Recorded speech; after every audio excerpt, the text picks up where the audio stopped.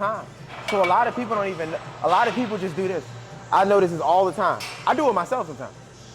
But the only reason why I personally do it, I'm gonna keep it real, is because I do like to strengthen the ligament and the tendon, because people don't understand, you do want to strengthen those things. You just don't want to strengthen them or load them with extremely heavy weight.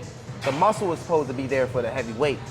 But what you do is when you're doing full range of motions like this, it does allow you the ability to strengthen the ligament and the tendon at the same time. That's why lockouts are beneficial, but lockouts aren't necessary every time. When we go heavy with the weight, you don't need a lockout.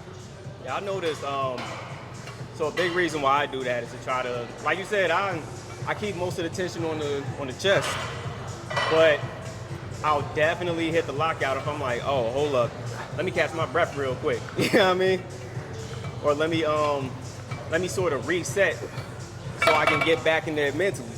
But like I said, be careful with the locking out aspect when you're going heavier weight. When it's lighter, yeah, have fun with it.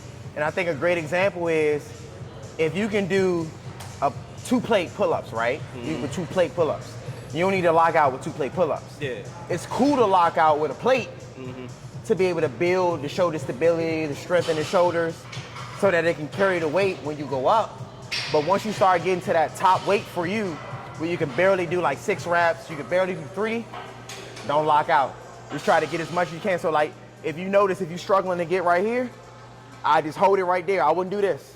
I would hold it right here, let it fatigue, and then load the chest back in here.